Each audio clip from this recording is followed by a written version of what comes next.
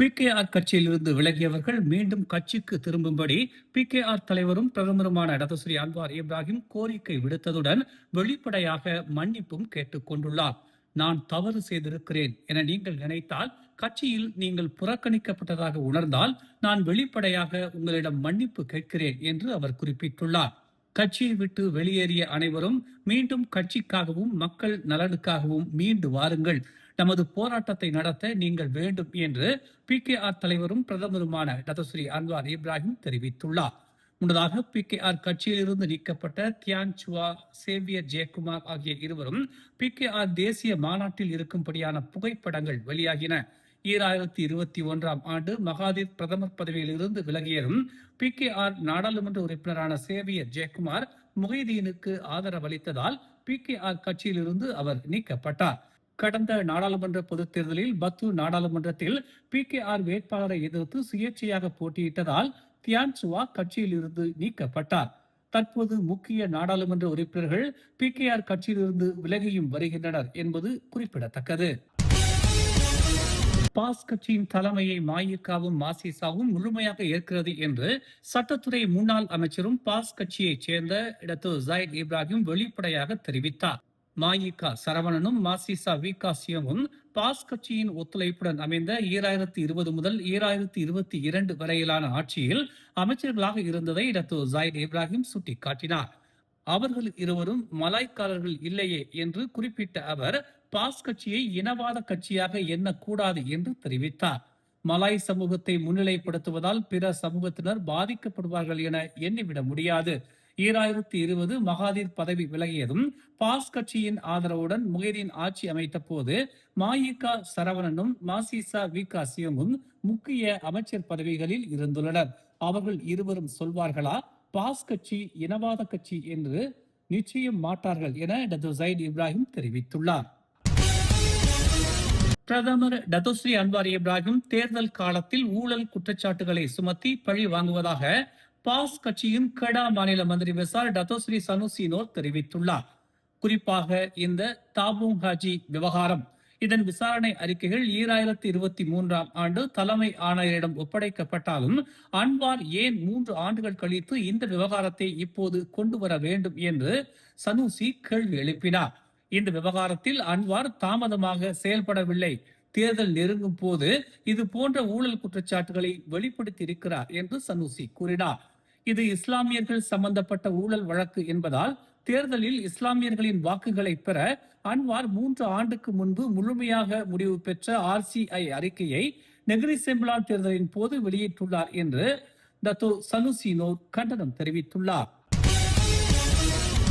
பர்சாமா கட்சி பரிசான் நேஷனல் மற்றும் பாஸ் கட்சியின் நலன்களுக்கு சேவை செய்யும் ட்ரோஜன் குதிரை அல்ல என்று பர்சாமா இணை நிறுவனர் டத்தோஸ்ரீ ரவிசி ரம்லி தெரிவித்துள்ளார். பக்காத்தன் ஹரப்பானை, குறிப்பாக DAP மற்றும் PKRஐ குறை மதிப்பிற்கு உட்படுத்தும் முகவராக பர்சாமா நிறுவப்பட்டது என்ற கூற்றுகளை ரவிசி நிராகரித்தார். அத்தகைய குற்றச்சாட்டுகள் ஆதாரமற்றவை என்று அவர் கூறினார். பர்சாமா உண்மையில் ஒரு ட்ரோஜன் குதிரை என்றும் DAP மற்றும் PKR கட்சிகளை அழிப்பதற்காக ஜாயித் ஹமீடி மற்றும் சனுசி ஆகியோரின் நல்ல நண்பர் என்றும் சிலர் கூறுகிறார்கள். பக்காத்தான் ஹராப்பானை தோற்கடிக்க பரிசான் நேஷனல் மற்றும் பாஸ் கட்சிகளுக்கு ஒரு முகவர் தேவையில்லை என்று நேற்று இரவு நடந்த பர்சாமா கூட்டத்தில் அவர் தெரிவித்தார். பக்காத்தான் ஹராப்பானை தோற்கடிக்க பரிசான் நேஷனல் அல்லது பாஸ் கட்சிகளுக்கு பர்சாமா ஒரு முகவராக செயல்பட தேவையில்லை என்றும் தற்போதுள்ள அரசியல் சூழல்களே போதுமானவை என்றும் அவர் குறிப்பிட்டுள்ளார். மேலும் அம்னோ மற்றும் பாஸ் கட்சிகள் தொடர்ந்து இன மற்றும் மத அரசியலை நம்பியிருப்பதாக கூறி அவர்களையும் கடுமையாக சாடினார். இந்த அணுகுமுறை நாட்டின் அடிப்படை பிரச்சனைகளுக்கு தீர்வு காண தவறிவிட்டது என்று அவர் கூறினார். வரவிருக்கும் தேர்தல்களுக்கான கட்சியின் தேர்தல் செயல்பாடுகளையும் வியூகத்தையும் தீர்மானிக்கும் முழு அதிகாரத்தையும் PKR தலைவர் அன்வார் இப்ராஹிம் தனது உதவி தலைவர் அமீருடின் ஷாரிக்கு வழங்கியுள்ளார். பிரதமரின் மூத்த அரசியல் ஆலோசகரும் PKRின் அரசியல் குழுவின் உறுப்பினருமான தெங்கு ஜஃப்ருல் அப்துல் அசீஸ் கட்சியின் தேர்தல் முயற்சிகளை ஒருங்கிணைப்பதில் அமீருடினுக்கு உதவியாக இருப்பார் என்று அவர் தெரிவித்தார்.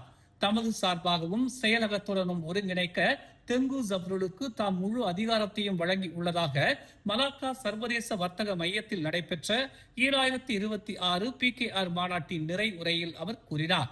கட்சியின் பலத்தை ஒரு ஒழுங்கமைக்கப்பட்ட முறையில் திரட்டுவதை உறுதி செய்வதற்கும் அதே நேரத்தில் தேர்தல்களுக்கு தயாராவதில் புதிய தலைமை அணிக்கு அதன் பங்கை ஆற்றுவதற்கு இடமளிப்பதற்கும் இம்முடிவு எடுக்கப்பட்டதாக அன்வார் தெரிவித்தார். கட்சியின் தேர்தல் எந்திரத்தை நிர்வகிப்பதில் இனி மாற்று அமைப்புகளோ அல்லது வெவ்வேறு அதிகார வரிசைகளோ இருக்க முடியாது என்றும் மாறாக ஒரே அமைப்பு மற்றும் தெளிவான தலைமையின் கீழ் செயல்பட வேண்டும் என்றும் அன்வார் வலியுறுத்தினார். கிழக்கு கடற்கரை விரைவுச்சாலை LPT 2 போக்குவரத்து விதி மீறல்களில் ஈடுபட்ட பல வாகன ஓட்டிகள் மீது நடவடிக்கை எடுக்காமல் இருப்பதற்காக சுமார் 14,000 ரிங்கிட் மதிப்புள்ள லஞ்சத்தை கோரியதாகவும் பெற்றதாகவும் சந்தேகத்தின் பேரில் ஒரு காவலரும் ஒரு ரோந்து அதிகாரியும் தடுத்து வைக்கப்பட்டுள்ளனர். ஒரு தகவலின்படி 30 வயதுடைய அந்த காவலர் நேற்று மாலை சுமார் 5:30 மணி அளவில் பகாங் மலேசிய லஞ்ச ஊழல் தடுப்பு ஆணைய அலுவலகத்தில் தனது வாக்குமூலத்தை அளிக்க வந்தபோது கைது செய்யப்பட்டார். ஜனவரி முதல் ஜூலை 2026க்கு இடைப்பட்ட காலத்தில் ஒரு ரோந்து போலீஸ் அதிகாரியுடன் சேர்ந்து இச்செயலை செய்ய சந்தேக நபர் சதி செய்ததாக முதற்கட்ட விசாரணையில் தெரிய வந்துள்ளது. இதற்கிடையில் ஆகஸ்ட் 11ஆம் தேதி கைது செய்யப்பட்ட 30 வயதுடைய போலீஸ் அதிகாரியின் நீதிமன்ற காவல் ஆகஸ்ட் 19ஆம் தேதி வரை 4 நாட்களுக்கு நீட்டிக்கப்பட்டுள்ளது. ஓம்ஸ் அறவாரியத்தின் ஆதரவில் மலர் டிவி வழங்கும் திரையிசை கண்ட இலக்கியம் 2026 போட்டியின் மாபெரும் இறுதி சுற்று வரும் ஆகஸ்ட் 29ஆம் தேதி பட்டாலிங் ஜெயா சிவிக் பல்நோக்கு அரங்கில் நண்பகல் 1 மணி முதல் இரவு 7 மணி வரை மிக பிரம்மாண்டமாக நடைபெற உள்ளது. 18 முதல் 25 வயதுக்கு உட்பட்டவர்கள் மற்றும் 26 வயதுக்கு மேலானவர்கள் என இரு பிரிவுகளாக இப்போட்டி நடைபெறுகிறது. திரையிசையில் விரவி கிடக்கும் இலக்கியத்தை நயம்பட உரைக்கும் வெற்றியாளர்களுக்கு முதல் பரிசு 5,000 ரிங்கிட், இரண்டாவது பரிசு 3,000 ரிங்கிட், மூன்றாவது பரிசு 1,500 ரிங்கிட், மேலும் தங்கப் பதக்கமும் வழங்கப்படவிருக்கிறது. அதோடு நாட்டில் தொடர்ந்து தமிழ் தொண்டாற்றி வரும் பெருந்தகை ஒருவருக்கு சிறப்பு விருதும் தங்கப் பதக்கமும் வழங்கப்படவிருக்கிறது. திரையிசை இலக்கியம் பருக, அனைவரும் திரண்டு வருக. மேலும் செய்திகளை தெரிந்து கொள்ள தமிழ் மலர் இணையதளம், தமிழ் மலர் செயலி மற்றும் மலர் டிவி யூடியூப் சேனலை வலம் வாருங்கள். எங்களோடு இணைந்திருக்க மலர் டிவியை பதிவு செய்து கொள்ளுங்கள். உறவுகள் மகிழ்ந்திட விருப்பம் மற்றும் பகிர்வு சேவையை சொடுக்கிடுங்கள்.